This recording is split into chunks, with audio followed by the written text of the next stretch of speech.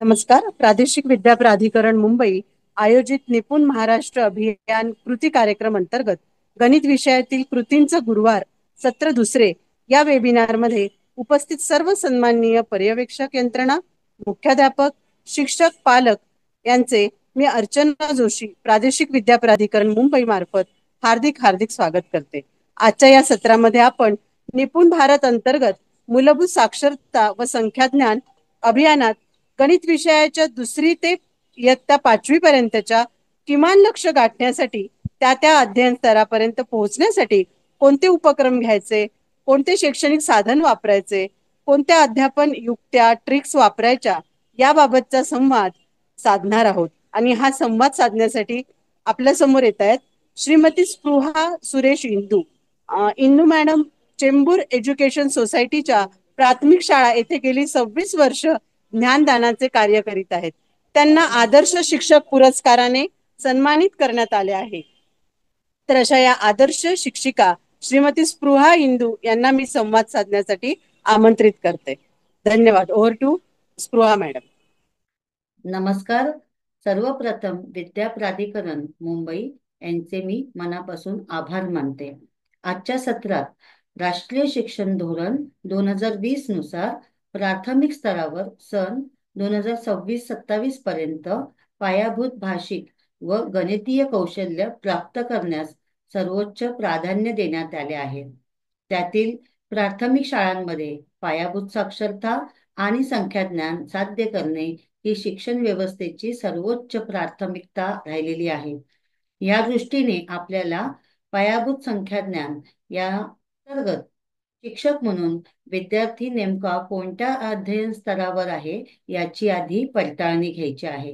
एकदा प्रत्येक विद्यार्थ्याचा अध्ययन स्तर निश्चित केल्यानंतर तो विद्यार्थी ज्या अध्ययन स्तरावर आहे तिथून आपल्याला पुढे घेऊन जायचं आहे.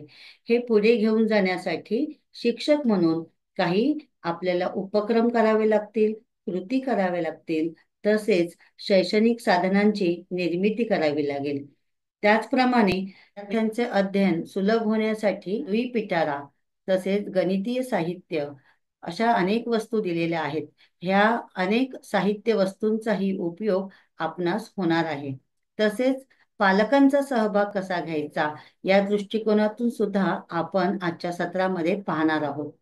भारत सरकारने निपुण भारत अंतर्गत प्रत्येक विद्यार्थ्याने इयत्ता 2री पर्यंत पायाभूत साक्षरता व संख्याज्ञान सन 2026-27 पर्यंत प्राप्त करण्याचे लक्ष्य निर्धारित केले आहे. या अनुषंगाने इयत्ता 2री पेक्षा वरच्या वर्गातील ज्या विद्यार्थ्यांनी अपेक्षित अध्ययन क्षमता प्राप्त केल्या नाहीत त्यांनाही या प्राप्त करण्याची उचित संधी उपलब्ध करून दिलेली आहे. निपुण महाराष्ट्र अंतर्गत आपण जो अध्ययन आराखडा तयार करणार आहोत, ह्या अध्ययन आराखड्यामध्ये आपल्या वर्गातील जेवढे विद्यार्थी आहेत तेवढ्या विद्यार्थ्यांचा अध्ययन स्तर आपण निश्चित करणार आहोत. प्रत्येक विद्यार्थ्याचा अध्ययन स्तर निहाय आपण एक कृती आराखडा तयार करणार आहोत. हा कृती आराखडा तयार करत असताना विद्यार्थ्यांनी जी त्यांच्याकडे आत्ता अध्ययन क्षमता प्राप्त आहे तिथून पुढे आपल्याला जी अपेक्षित अध्ययन क्षमता प्राप्त करायची आहे ती अध्ययन क्षमता प्राप्त करून देण्यासाठी आपला विद्यार्थी जिथे आहे त्या अध्ययन क्षमतेपासून पुढच्या अध्ययन क्षमतेपर्यंत घेऊन जाण्यासाठी आपल्याला ज्या कृती करणे आवश्यक आहे त्यासाठी जे काही अध्ययन अनुभव द्यायचे आहेत, शैक्षणिक साहित्य वापरायचं आहे, तसंच ह्या सर्व कृतींमध्ये आपल्याला पालकांची मदत घ्यायची आहे. हे सर्व गोष्टी करत असताना आपण नेमकं काय काय करायला हवं किंवा काय करता येऊ शकतं या दृष्टीने आपण आजच्या सत्रामध्ये संवाद साधूया.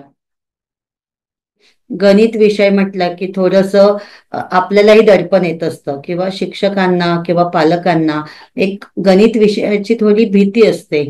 कारण मुळात कसं आहे की गणित हा मूर्त स्वरूपात नसल्यामुळे अमूर्त संकल्पनांचा मूर्त स्वरूपात विचार करावा लागतो आणि बऱ्याचदा आपण काय करतो, गृहीत धरतो की विद्यार्थ्यांना हे माहीत असावं, परंतु विद्यार्थ्यांचं हे बाल विश्व जे आहे, भाव विश्व आहे, त्याच्यामध्ये त्यांना किती अध्ययन अनुभव मिळाले असतील याची थोडी खात्री करून घ्यायला हवी. प्रत्येक घरामध्ये बालकाला अशी संधी मिळतेच असं नाही, कारण प्रत्येकाच्या घरातील परिस्थिती, ते कसे वाढवले जातात यामध्ये खूप फरक असतो. आता बऱ्याच ठिकाणी विभक्त कुटुंब आहे, आई आहे तर बाबा आहे, बाबा नाही तर आई आहे. अशा कुटुंबामध्ये विद्यार्थ्याला अशा संधी किती मिळतात हा थोडा विचार करण्याचा भाग आहे. त्यामुळे आपल्याला शिक्षक म्हणून विद्यार्थ्यांसाठी गणित विषय हा प्रासंगिक, म्हणजेच छोट्या छोट्या घटनांमधून, छोट्या छोट्या कथेमधून, छोट्या छोट्या कृतींमधून, छोट्या गोष्टीतून आपल्याला गणित हे प्रासंगिक कसं आहे हे दाखवावं लागणार आहे. त्यासाठी आपल्याला आकर्षक पद्धतीने ते दाखवावं लागणार आहे. जे त्यांना पूर्वग्रह आहेत, पूर्वभीती आहे, ती पूर्वभीती काढून टाकण्यासाठी गणित शिकणं हे आनंददायी झालं पाहिजे. संख्या काढत असताना किंवा संख्या समजून घेत असताना विद्यार्थी जेव्हा अंक नव्याने शिकत असतो तेव्हा ते आपण त्यांना 1 अंक असा लिही किंवा 2 अंक असा लिही किंवा तो 2 अंक आहे असं सांगतो, परंतु विद्यार्थ्यांना ते व्हिज्युअलाइज करणं किंवा त्याची कल्पना करणं हे काही वेळा थोडंसं कठीण जात असतं किंवा अवघड होत असतं. त्यासाठी ते आकर्षक पद्धतीने विद्यार्थ्यांसमोर मांडलं गेलं पाहिजे. प्रत्यक्ष उपक्रम, कृती ह्या झाल्या पाहिजेत. नुसत्याच आपण फळ्यावर, पूर्वी जसं होतं की फळ्यावर लिहून द्यायचो किंवा पाटीवर लिहून द्यायचो आणि सांगायचो हे अशा पद्धतीने गिरव, हे अशा पद्धतीने कर, तर तसं न करता आपल्याला प्रत्येक उपक्रमात, कृतीत प्रत्येक बालकाला सामावून घ्यावं लागणार आहे, जेणेकरून प्रत्येक बालकाला ती उचित संधी मिळणार आहे. नंतर वेगवेगळे खेळ घ्यावे लागतील. ते पण पुढे पाहूया की कसं घेता येईल. खेळात त्यांना सामावून घेता आलं पाहिजे. बैठी खेळ असतील किंवा मैदानावरचे खेळ असतील, त्याच्यामध्ये आपल्याला गणित विषयाचा समवाय साधावा लागणार आहे, कोरिलेशन साधावं लागणार आहे. खेळ घेत असताना खेळ आधारित शिक्षण पद्धतीकडे आपल्याला जावं लागणार आहे. आज NAP किंवा SCF खेळ आधारित शिक्षणावर भर देतो. तर हे खेळ आधारित अध्यापन जे आहे, याचं जे तंत्र आहे ते समजून घ्यावं लागेल, शिकून घ्यावं लागेल. तसंच गणित विषयामध्ये सुद्धा आपल्याला कथाकथन, गाणी, गप्पा, गोष्टी आणता येतात आणि ते शक्य आहे. तर छोट्या छोट्या कथेतून जाणीवपूर्वक मुलांना अंक ज्ञान तयार होईल, संख्या ज्ञान होईल किंवा त्यांना अवकाशाचं ज्ञान होईल. वेगवेगळे ज्या मूलभूत संकल्पना आहेत गणितामध्ये की बऱ्याच वेळा ते त्यांचं त्यांना व्हिज्युअलाइज करायला आपण कुठेतरी सांगत असतो, तर ते न करता वास्तविक रूपात त्यांना समजायला सोपं जाईल या दृष्टीने आपल्याला काही कथा, काही गाणी, काही मुद्दाम ठरवून गप्पा गोष्टी कराव्या लागतील. कथा निवडताना पण अशाच कथा निवडाव्या लागतील की जिथे त्यांना गणिताच्या वेगवेगळ्या संकल्पनांना त्या कथा सामावून घेणाऱ्या असतील. गाणी निवडताना सुद्धा बडबड गीतं असतील, अभिनय गीतं असतील, कृतीयुक्त गीतं असतील की ज्याच्यामध्ये अंकज्ञान आहे, संख्या ज्ञान आहे, अवकाशाचं ज्ञान त्यांना येत असेल. अशा पद्धतीने आपल्याला गाणी संग्रह करावा लागेल, गाण्यांचा संग्रह करावा लागेल. तसेच वर्गामध्ये जेव्हा चर्चा करतो, गप्पा गोष्टी करतो, गोलावरच्या गप्पा असतील, तर हे सर्व करत असताना आपल्याला जाणीवपूर्वक तिथे गणित हा विषय कसा आपल्याला आनंददायी पद्धतीने मुलांसमोर प्रेझेंट करता येईल यासाठी उपक्रम निवडणार आहोत. आणि शिक्षक मित्र हो, आपल्याला पुन्हा एक नव्याने संधी मिळालेली आहे. निपुण महाराष्ट्र म्हणा किंवा निपुण भारत अंतर्गत आपण ज्या कृती करणार आहोत त्या आधारे विद्यार्थ्यांचा, म्हणजे प्रत्येक विद्यार्थ्याचा अध्ययन स्तर आपण निश्चित करणार आहोत.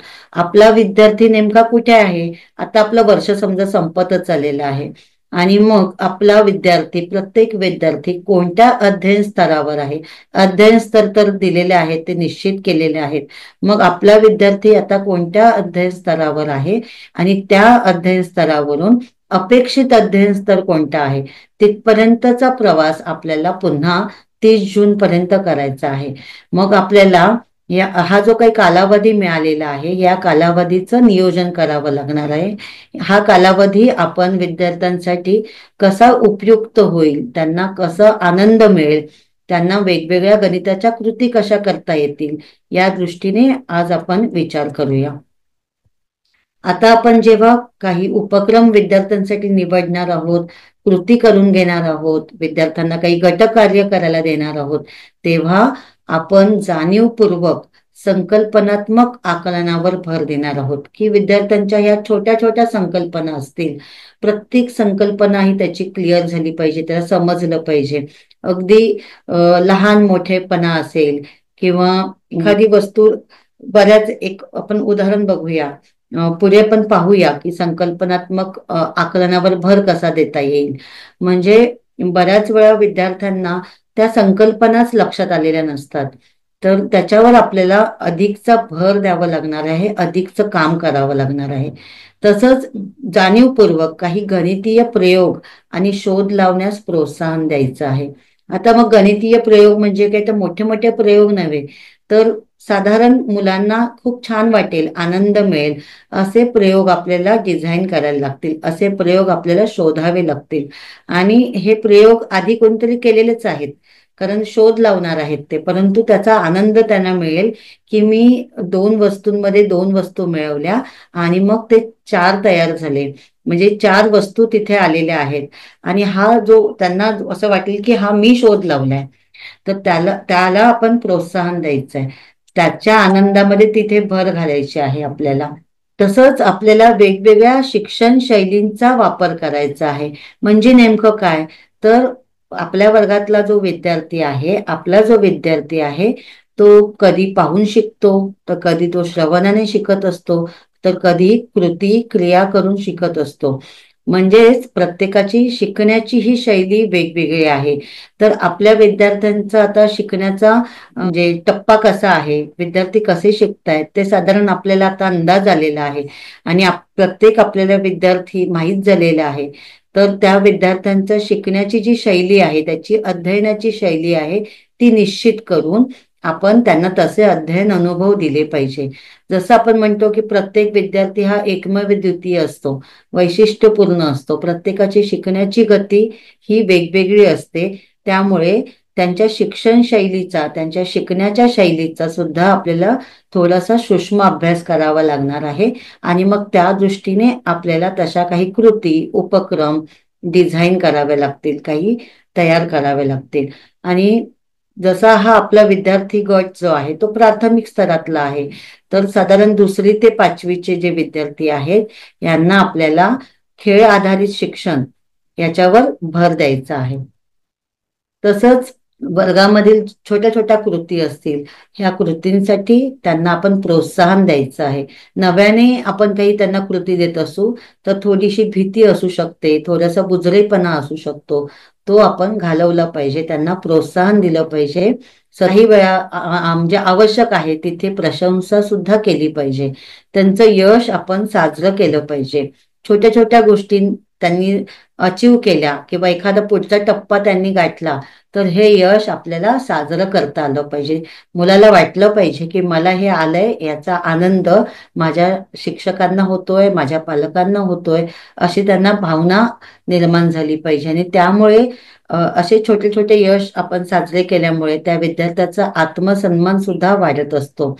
आणि काही वेळा एखाद्या विद्यार्थ्याला उशीर लागू शकतो किंवा वेळ लागू शकतो, जसं आपण हे मान्य केलेलंच आहे की प्रत्येक विद्यार्थ्याची शिकण्याची गती ही भिन्न भिन्न असते, वेगवेगळी असते.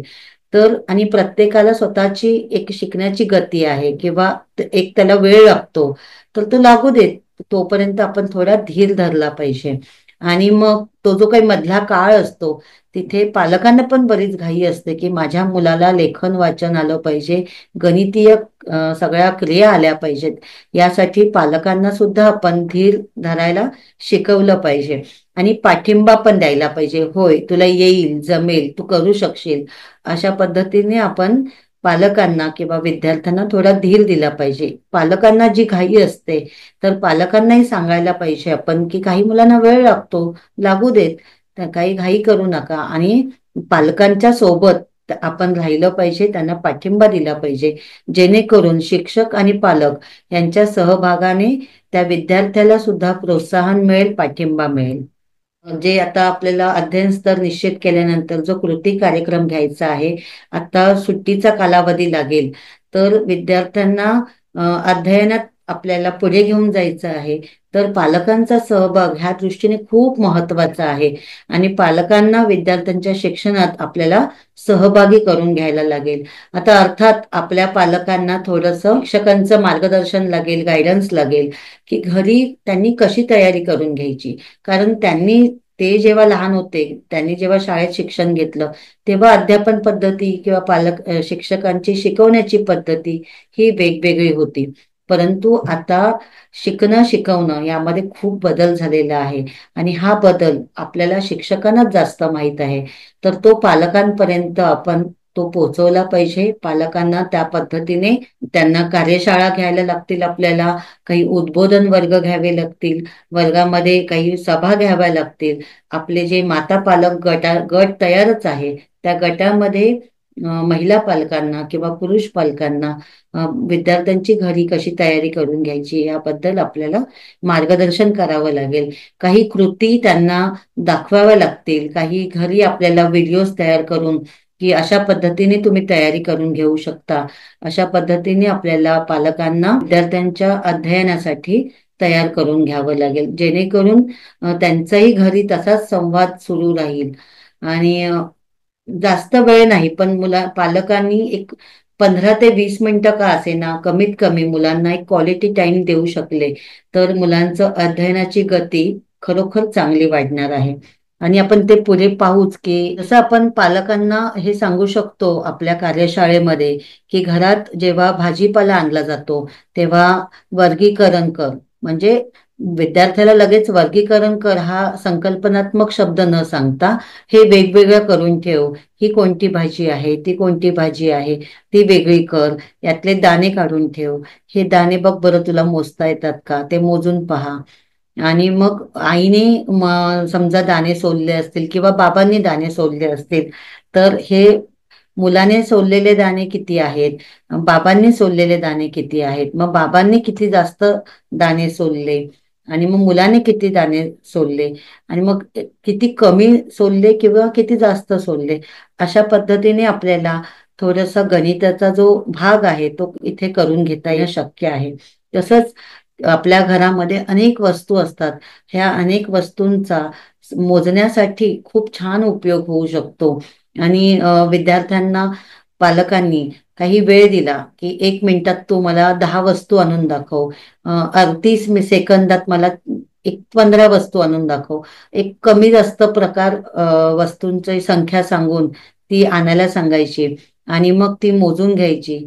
मग अशा प्रकारे छोटे छोटे खेळ सुद्धा घरी सहज घेता येतील, की जिथे मुलं गुंतून राहतील आणि त्यांचा हसत खेळत गणित विषयाचा अभ्यास होणार आहे किंवा ती तयारी होणार आहे. आता प्रत्येक घरामध्ये घड्याळ असतं, तर प्रत्येक पालक मुलांना घड्याळात किती वाजले, किती वेळ झाली आणि आपल्या घरातलं जे घड्याळ आहे तेच घेऊन किंवा नवीन घड्याळ बनवून, म्हणजेच पुठ्ठ्यावर एखादं घड्याळ बनवून किंवा वेगवेगळं साहित्य वापरून जर असं घड्याळ बनवलं आणि ते मुलांना हाताळायला दिलं आणि किती वाजले आहेत, मग हा सेकंद काटा, हा मिनिट काटा, मग तो पुढे कर, खाली कर, आता किती वाजले, अशा प्रकारे आपण मुलांना किती वाजले हे व्यवस्थित करून घेऊ शकतो. तसेच घरी विद्यार्थ्यांना पालक सुटे पैसे, बंधे पैसे देऊ शकतात आणि सुटे पैसे मोजून दाखव, वेगवेगळे नाणी देऊ शकतात, नोटा देऊ शकतात, की ज्या खऱ्याखुऱ्या असतील आणि विद्यार्थ्यांना त्याचा अनुभव मिळेल. अशा प्रकारे आपण पालकांचा सहभाग घेऊ शकतो. पुढील आपल्या सत्रामध्ये आपण जेव्हा संवाद साधतो आहोत, तेव्हा एक एक कृती करत असताना त्या अनुषंगाने पालकांचा सहभाग कसा घेता येईल या विषयावर सुद्धा आपण थोडी चर्चा करूया. शिक्षक म्हणून आपल्याला काही क्लुप्त्या सुद्धा वापराव्या लागतील. विद्यार्थ्यांना शिकण्यासाठी सुरक्षित आणि सकारात्मक वातावरण निर्माण करण्याची आवश्यकता आहे, की माझं इथे चुकलं तरी चालणार आहे, मला हे नाही जमलं तरी चालणार आहे आणि माझे शिक्षक मला समजून घेतात, मी इथे सुरक्षित आहे, माझं चुकलं तरी मला कोणत्याही प्रकारची शिक्षा होणार नाहीये, असं सुरक्षित आणि सकारात्मक वातावरण निर्माण केलं पाहिजे की पुन्हा पुन्हा त्यांना प्रश्न विचारण्यासाठी. चुका केल्या हरकत नाही, परंतु ती चूक त्यांना केली, एकदा चुकलं, दुसऱ्यांदा चुकलं, तिसऱ्यांदा चुकलं तरी प्रोत्साहित करत राहायचंय. 4 चुकांमधून हळूहळू ते आपल्या व्यवस्थित त्या कृती करण्यासाठी तयार होतील. तसंच प्रत्येक विद्यार्थ्यांच्या गरजेनुसार आपल्याला कृती, उपक्रम, काही ऍक्टिव्हिटी डिझाईन करावे लागतील. प्रत्येक बालकाची गरज काय आहे, आपल्याला आता अध्ययन स्तर समजलेला आहे, तर त्याच्या अध्ययन स्तराप्रमाणे आपल्याला कृती आराखडा द्यायचा आहे, कृती कार्यक्रम द्यायचा आहे, उपक्रम द्यायचा आहे. प्रत्येक विद्यार्थ्याला त्याच्या गतीने शिकण्यासाठी वेळ द्यायचा आहे. त्याची गती आपण आधीच मगाशी म्हणालो की प्रत्येक बालकाची ही गती वेगवेगळी आहे. त्याची गती ओळखून तेवढा कालावधी त्याला दिला पाहिजे. तो कालावधी जर आपण घाई करायला लागलो तर मग विद्यार्थी थोडा मागे पडू शकतो किंवा तो नाउमेद होऊ शकतो. त्यामुळे त्याच्या शिकण्याच्या गतीला आपल्याला वेळ देणं आवश्यक आहे. तसंच दैनंदिन अध्यापनात तंत्रज्ञानाचा आवश्यकतेनुसार पुरेसा वापर करणं आवश्यक आहे. आज तंत्रज्ञानाने प्रचंड भरारी घेतलेली आहे. ह्या तंत्रज्ञानाचा आपल्याला अध्यापनात खूप चांगला वापर करता येईल, जेणेकरून आपलं निम्म काम ह्या तंत्रज्ञानामुळे कमी होऊ शकतं. तसंच विद्यार्थ्यांच्या चांगल्या गुणांची, कामाची प्रशंसा करत राहिलं पाहिजे. छोटे छोटे त्यांचे जे आलेख आहेत अभ्यासातले, छोटी छोटी का असेना त्यांची प्रगती आहे, संख्या सांगायला जमली किंवा ते लेखन करायला जमलं, तर तिथे आपण त्यांची प्रशंसा केली पाहिजे. आपण जेव्हा त्यांना वर्गामध्ये भरपूर साहित्य देत असतो, ते साहित्य ते नीट नेटकं हाताळत आहेत, त्यांचं काम झाल्यावर ते पुन्हा जागेवर नेऊन ठेवत आहेत, अशा चांगल्या गुणांची त्यांची स्तुती केली पाहिजे. आपण त्यांना ॲप्रिशिएट केलं पाहिजे. प्रशंसा केल्यामुळे त्याला प्रोत्साहन मिळत असतं आणि त्यातूनच शिकणं अधिक चांगल्या गतीने नक्कीच होऊ शकतं. आता आपण पाहूया की विद्यार्थ्यांसाठी छोट्या छोट्या कृती आपण एक शिक्षक म्हणून कशा करू शकतो. की जर आपल्याला विद्यार्थ्यांना सुरुवातीला आपण विद्यार्थ्यांना भौमितिक आकारांची संकल्पना समजावून सांगत असतो. मग त्रिकोण असेल, चौकोन असेल, आयत असेल, मग ह्यासाठी आपल्याला विद्यार्थ्यांना अशी वेगवेगळी आपण छोटी छोटी पुठ्ठ्यांचे कार्ड कापून घेऊ शकतो आणि त्यामध्ये आता हा आयत आहे, परंतु आपण विद्यार्थ्यांना सराव देण्यासाठी आता इथे मी हे पंच मशीन आहे, इथे आपण याला छिद्र पाडून घेतले.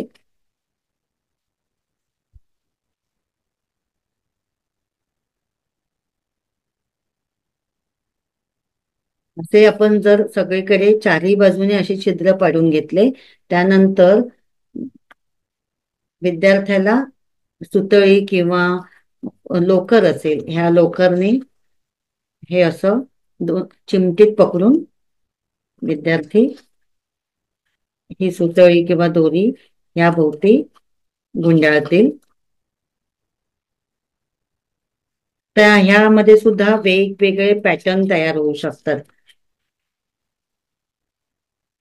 हे अशा प्रकारे तो करत जाईल आणि त्याला लक्षात येईल की आयत म्हणजे इथे जास्त सुतळ लागली, इथे कमी लागली, इथे जास्त लागली. विद्यार्थ्याच्या लक्षात येईल की हा आयत आहे, मग आयताला समोरच्या दोन्ही बाजू कशा आहेत, ह्या दोन्ही समोरच्या बाजू कशा आहेत, हे त्याला कळत नकळत हळूहळू समजायला लागतं. आपल्याला अशा छोट्या छोट्या कृती तशा डिझाईन करायला लागतील.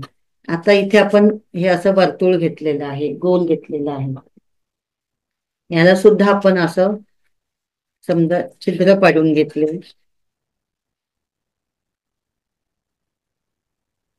या भोवती आपण लोकर किंवा सुतळी असेल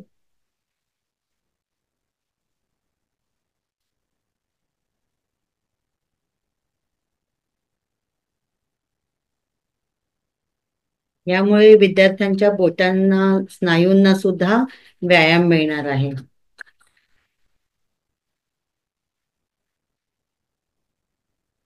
मुळात आपल्या शिक्षकांकडे अशा साहित्यांचा खूप संग्रह असणं खूप आवश्यक आहे. आणि मग हे झाले आकार. मग लहान मोठेपणा, की बाटलीचं हे झाकण लहान आहे, हे मोठं आहे. हे दोन्ही झाकणच आहेत, परंतु हे लहान झाकण आहे, हे मोठं झाकण आहे. याचा रंग कोणता आहे, याचा रंग कोणता आहे, ह्यांची रंगसंगती, त्याचा आकार, आणि याच्यामध्ये मग किती वस्तू मावल्या हे करण्यासाठी आपण समजा याच्यात रांगोळी घातली. मग ही रांगोळी याच्यात घातल्यानंतर त्यांच्या लक्षात येईल की हे लहान झाकण असल्यामुळे इथे भरपूर 4-5 वेळा 10 वेळा किती वेळा रांगोळी ओतावी लागते की हे पूर्ण होईल. परंतु ह्या झाकणात असलेली रांगोळी इथे ओतली तर ती बाहेर पडेल का, याचा अंदाज बांधायला सुद्धा विद्यार्थ्यांना मदत करायची आहे. विद्यार्थ्यांना गणितामध्ये अंदाज बांधता येणं सुद्धा फार महत्वाचं आहे. तसंच आपण विद्यार्थ्यांना काही वेळा हळूहळू आपण त्यांना अंक लिहायला किंवा संख्या लिहायला देत असतो. तर सुरुवातीला आपण लगेच संख्या लिहायला देण्यापेक्षा त्यांचे बोटांचे स्नायू विकसित करण्यासाठी आपण इथे बोटाच्या चिमटीमध्ये धरून आपण एक शिक्षकांसाठी हे झाकण आणि हे विद्यार्थ्यासाठी असं करून इथे जर आपण इथे रांगोळी घातली किंवा पीठ घेतलं, रवा घेतला, जे आपल्याकडे उपलब्ध आहे साहित्य त्या पद्धतीने, आणि थोडस रंगीबेरंगी केलं तर त्यांना आणखीन छान वाटेल, आनंद वाटेल. इथे आपण सुरुवातीला त्यांना असं रेषा ओढायला सांगू. इथे शिक्षकांनी केलं तशीच कृती विद्यार्थ्यांनी केली. इथे आपण जसं आपण करू तसं करायला सांगितलं. इथे गोल काढला, इथे त्यांनी गोल काढला. इथे आपण त्रिकोण काढला, इथेही त्यांनी त्रिकोण काढला. आणि मग एक अशी गोल आणि एक उभी रेष. इथे पण तो विद्यार्थी असा एक गोल उभी रेष, म्हणजे आपली पाहून तो कृती इथे करणार आहे. एकदा याचा सराव झाला की हळूहळू आपण त्यांना बोटाच्या चिमटीत धरून इथे हा एक अंक काढायला सांगणार आहोत. कदाचित एखाद्या विद्यार्थ्याला चिमटीत धरणं जमणार नाही किंवा मागे पुढे होऊ शकतं, हरकत नाही, तेवढं आपण त्यांना अवधी देऊया.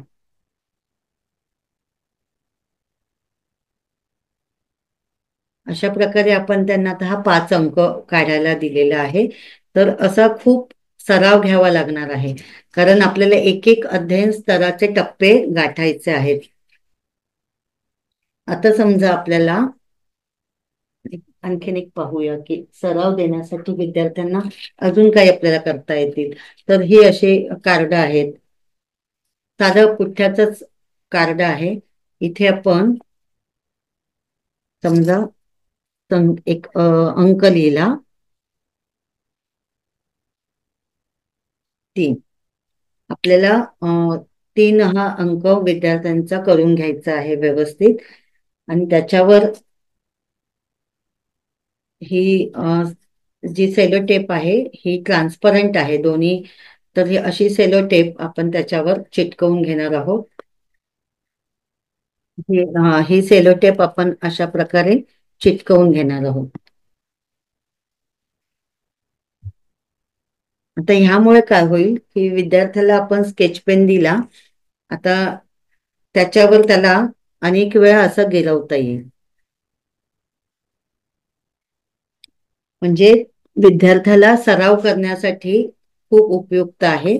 आणि नंतर हे त्याला पुसून टाकता येईल, म्हणजे आपण जे टच अँड गो म्हणतो त्या पद्धतीने हे थोडस ओलं केलं कापड की हे निघून जाईल. अशा प्रकारे आपण त्यांना 1 अंकी संख्या, 2 अंकी संख्या अशी आपण त्यांना देऊ शकतो. तसंच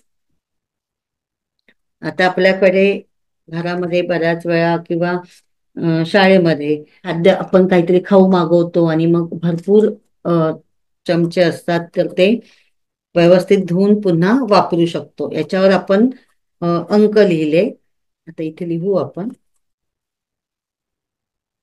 सुरुवातीला 1 ते 9 असे आपण 1 अंकी घेतले.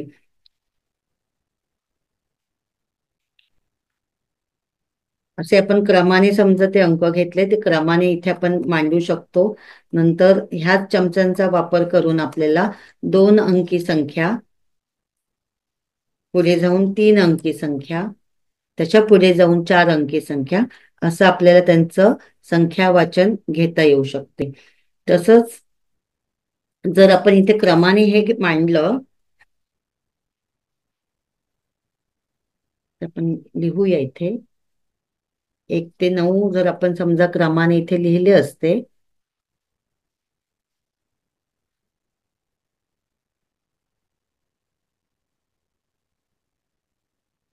तर इथे आपल्याला विद्यार्थ्यांना 1च्या नंतर येणारा अंक कोणता, 2 नंतर येणारा अंक कोणता, 3 नंतर येणारा अंक कोणता, तसंच 4च्या आधी कोणता अंक येतोय, 3च्या आधी कोणता अंक येतोय, 2च्या आधी कोणता अंक येतोय. इथे आपल्याला आधी नंतर किंवा ह्या 1 आणि 3च्या मध्ये कोणता आहे हा काढून दाखव, 2 आणि 4च्या मध्ये कोणता आहे तो काढून दाखव. अशा प्रकारे आपल्याला वेगवेगळ्या छोट्या छोट्या कृती घेता येतील. तसंच आपल्याकडे फासा असतो. या फासाच्या मदतीने सुद्धा आपल्याला इथे याचा खूप छान वापर करता येईल. ते शेवटी शिक्षक म्हणून आपलं तंत्र आहे की आपण त्याचा फाशाचा उपयोग करून कसा घेऊ शकतो. तसंच आपल्याकडे जर सेमी इंग्रजीला विद्यार्थी असेल तर ही जी मीटरपट्टी आहे ह्या मीटरपट्टीवर क्रमवारी संख्या लिहिलेलीच असते, हे बघा. परंतु हे जे अंक आहे त्याच्यावर जे आहे ते इंग्रजीमध्ये आहेत. जर सेमी इंग्रजीचे विद्यार्थी असतील तर आपल्याला याचा उपयोग करून घेता येईल. परंतु जर आपले विद्यार्थी मातृभाषेतून शिकणारे म्हणजे मराठी माध्यमातले विद्यार्थी आहेत तर आपल्याला आता याच्यातून पण बघूया आणि आपण करूया संख्यापट्टी तयार. तर ह्या 5 अंकाच्या हा जो 5 अंक आहे त्याच्यावर बोट ठेव, तर विद्यार्थी बोट ठेवेल. त्याच्या आधीची संख्या कोणती, नंतरची संख्या कोणती, 2ने कमी केल्यावर तू कुठे जाशील, 2 त्याच्यात मिळवले तर कुठली संख्या येते. अशा प्रकारे आपल्याला छोटे छोटे प्रश्न तयार करता येतील. अर्थात हे सगळं करत असताना विद्यार्थ्यांना गंमत येईल, छान वाटेल, आनंद वाटेल अशा आपल्याला कृती डिझाईन कराव्या लागतील. मी मगाशी म्हटलं तसं आता हे इंग्रजी विषय म्हणजे जे सेमी इंग्रजीला आहेत विद्यार्थी त्यांच्यासाठी ते उपयुक्त आहे. मग आपल्याला अशी संख्यापट्टी तयार करता येऊ शकते. आता आपण ही संख्यापट्टी कशी तयार करायची ती पाहूया. अशा आपण पट्ट्या कापून घेतल्या, त्या चिटकवणं आवश्यक आहे. इथे जर आपण प्लेन कागद घेऊ शकलो तर अधिक उत्तम. हे जोडत जायचं आणि आपल्याला जेवढी मोठी संख्यापट्टी करायची आहे तेवढ्या पट्ट्या कापणं आवश्यक आहे. आणि जेवढ्या आपण पट्ट्या कापत जाऊ तेवढी मोठी ती संख्यापट्टी तयार होणार आहे. आता इथे आपण जेव्हा संख्यापट्टी तयार करतो आहोत तर महत्वाचं काय आहे तर समान अंतरावर आपल्याला तिथे रेषा द्यायच्या आहेत की समान अंतरावर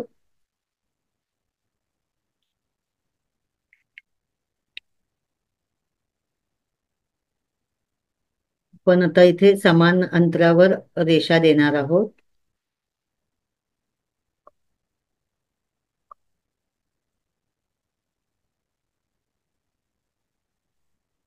आता इथे आपण मराठीमध्ये अंक लिहिणार आहोत. आता ही आपल्याला जितकी मोठी संख्यापट्टी तयार करायची आहे तेवढी आपण मोठी करणार आहोत. हे नमुन्यादाखल मी आता इथे थांबते आहे. आता ह्या संख्यापट्टीवर आपल्याला असंख्य गोष्टी घेता येतील विद्यार्थ्यांच्या, की एक उदाहरणार्थ की 3 अंकावर त्याने बोट ठेवल्यानंतर आधीचा अंक कोणता, नंतरचा अंक कोणता ते ओळखण्यासाठी त्यांना आपण इथे सराव देऊ शकतो. नंतर आधीच्या 3 ह्या अंकाच्या आधी असलेल्या अंकावर काळ्या रंगाचं तू बिल्ला ठेव. नंतरच्या म्हणजे 3 अंकाच्या नंतर जी जो अंक येतो त्याच्यावर एक पांढऱ्या रंगाचा बिल्ला ठेव. अशा प्रकारे आपण त्यांना कृती करायला देऊ शकतो. तसंच मी मगाशी म्हटलं तसं की आपण इथे टप्पे घेऊ शकतो, की दोनाचा जो पाढा आहे तो घेता येईल, तीनाचा पाढा घेता येईल, चाराचा पाढा घेता येईल. तसंच आता 2 अंकानंतर आपण इथे घरं सोडली, 1, 2, तर कोणता अंक येतो? तर त्या त्या अंकावर बोट ठेव किंवा त्या अंकावर एखादी वस्तू ठेवायला सांगायची. अशा प्रकारे आपण वेगवेगळे त्यांचे खेळ घेऊ शकतो. तसंच मोजण्यासाठी म्हणजे गणन क्रिया करण्यासाठी आपण अनेक गोष्टींचा आपल्याकडे संग्रह असला पाहिजे. मणी, बटन, अनेक प्रकारचे मणी असतात, बटणं असतात, झाकणं असतात. असा आपण संग्रह केला पाहिजे. आणि तो जेवढा आपल्याकडे संग्रह असेल तेवढा आपण त्यांना सराव करायला देऊ शकतो. मग याच्यातून बाबा मला तू मोठी शिंपली शोधून दे, सगळ्यात मोठी कोणती शिंपली आहे, हा त्यांना इथे शोधायला लावायचा. सगळ्यात छोटी शिंपली शोधून दाखव. मग यातून तू सगळ्यात छोटी शिंपली कोणती आहे, हा थोडासा तो 2 शिंपल्यांमध्ये अंदाज घेईल की ही मोठी आहे ही ही मोठी आहे. याचा तो निर्णय घेईल की ही मोठी आहे की ही मोठी आहे. असं आपण त्यांना कृती देऊ शकतो. तसेच आपण त्यांना सांगू शकतो की इथे मला तू शिंपले काढून दे.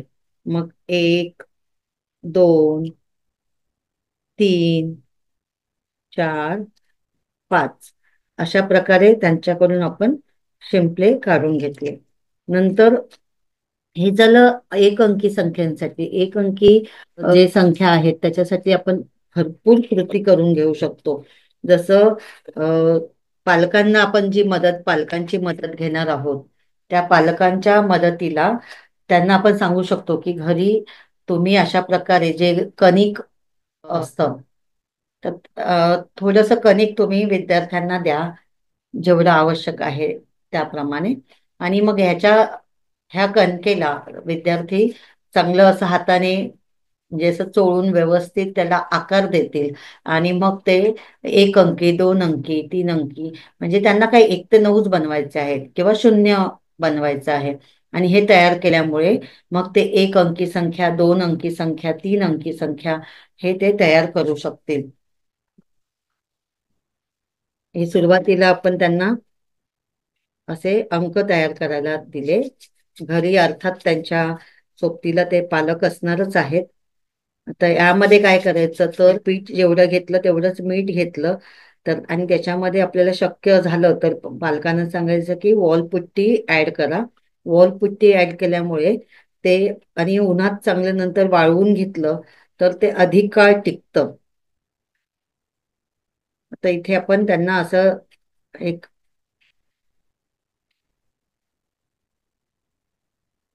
समजा त्याने शून्य तयार केलं. नंतर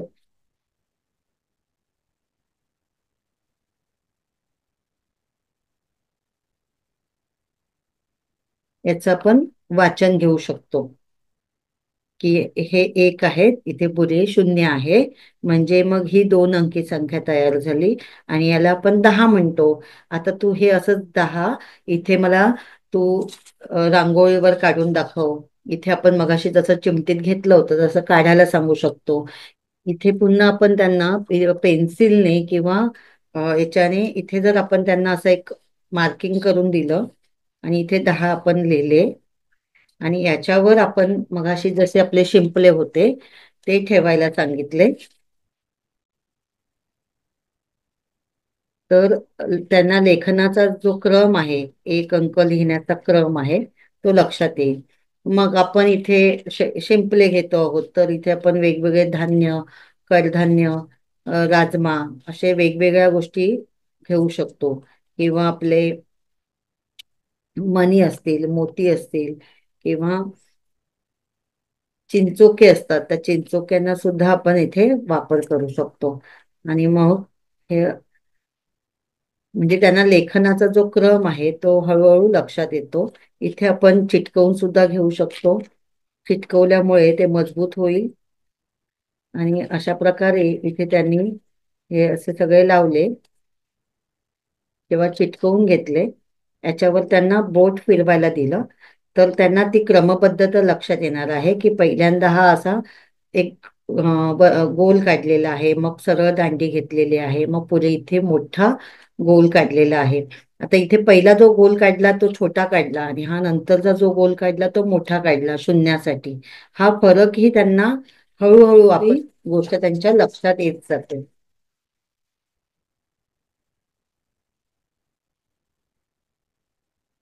बऱ्याचदा काय होतं की आपण जेव्हा गणित हा विषय येतो तर हा खडू आणि फळा या दृष्टीनेच पाहतो आणि फळ्यावरच आपण अंकलेखन किंवा संख्या लेखन करत असतो. तर काही त्याला थोडस आपल्याला आकर्षक सुद्धा करता येईल. त्यासाठी आपण अशी एक फुलं वगैरे बनवून घेतली आणि त्याच्यामध्ये जर आपण अंक लिहिले तर मुलांना थोडासा आनंददायी वाटू शकतं किंवा त्याचा एक आपण अभ्यास करतोय असा कुठे फील येणार नाही किंवा भावना फार ताणविरहित शिक्षण होण्याची सुरुवात होईल. आणि इथे आपण मग हे असं लिहिले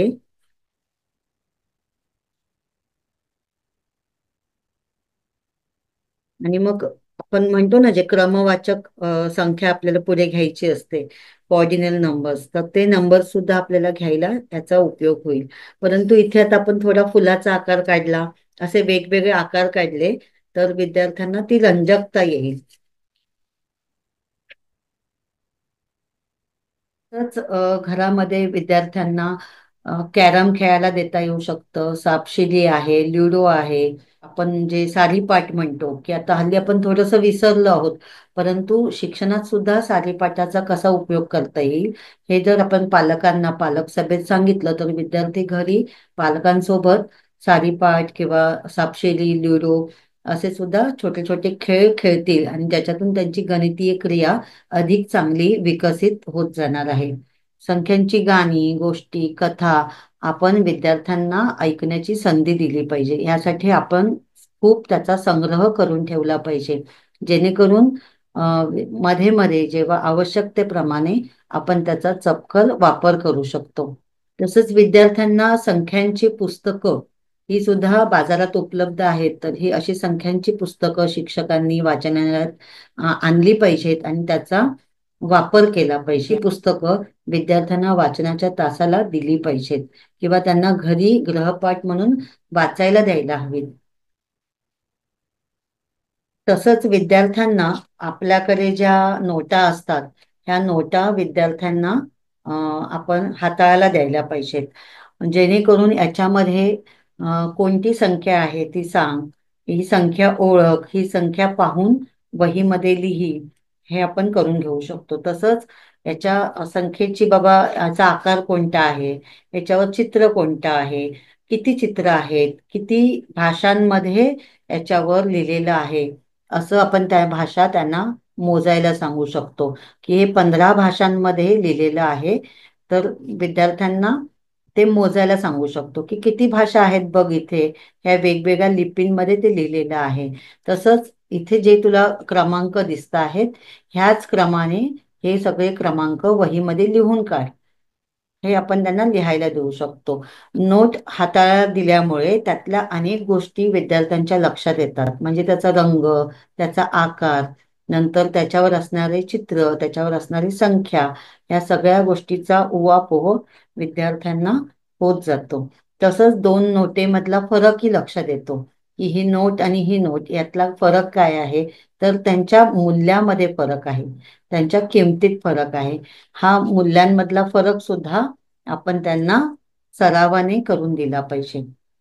अशा प्रकारे आपण गणितीय संकल्पना विद्यार्थ्यांना अनेक कृतीतून समजवून देऊ शकतो. मी आता ज्या दाखवल्या ह्या नमुना दाखल होत्या यापेक्षाही अधिक प्रमाणात आपण नक्कीच करत असणार, कारण आपल्याला विद्यार्थ्यांचा विकास घडवायचा आहे किंवा गणितीय त्यांचा दृष्टिकोन विकसित करायचा आहे. गणिताविषयी जी त्यांना भीती वाटत असते ती भीती आपल्याला कुठेतरी काढून टाकायची आहे आणि पायाभूत संख्याज्ञान त्यांचं अधिक प्रमाणात कसं छान विकसित होईल यासाठी आपल्याला अधिकचे प्रयत्न करायचे आहे. विद्यार्थ्यांना शिक्षक म्हणून किंवा पालक म्हणून संख्याविषयक आपल्याला पुस्तकं किंवा खेळणी सुद्धा उपलब्ध करून द्यावी लागतील. आपल्याकडे जी गणितीय पेटी आहे त्याचा पुरेपूर वापर करून हे सहज शक्य आहे. विद्यार्थ्यांना अंकज्ञान, संख्याज्ञान शिकताना येणाऱ्या अडचणींवर मात करण्यासाठी आपण त्यांना मदत केली पाहिजे. तसंच विद्यार्थ्यांमध्ये हा विश्वास निर्माण केला पाहिजे की अंकज्ञान, संख्याज्ञान शिकणं हे फार सोपं आहे. हा आत्मविश्वास निर्माण करण्याचं काम सुद्धा आपलंच आहे. आणि नक्कीच पालकांच्या सहभागामुळे विद्यार्थ्यांचं संख्याज्ञान हे दृढ होत जाणार आहे, अवकाशीय ज्ञान दृढ होत जाणार आहे आणि त्यामुळे गणित शिकण्याची प्रक्रिया अधिक सोपी होणार आहे.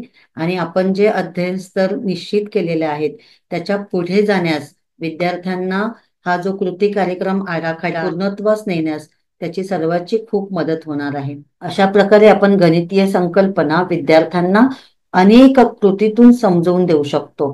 मी आता ज्या दाखवल्या ह्या नमुना दाखल होत्या यापेक्षाही अधिक प्रमाणात आपण नक्कीच करत असणार, कारण आपल्याला विद्यार्थ्यांचा विकास घडवायचा आहे किंवा गणितीय त्यांचा दृष्टिकोन विकसित करायचा. पायाभूत संख्याज्ञान त्यांचं अधिक प्रमाणात कसं छान विकसित होईल यासाठी आपल्याला अधिकचे प्रयत्न करायचे आहेत आणि नक्कीच ते तुम्ही सर्व शिक्षक बंधू भगिनी करतच आहात.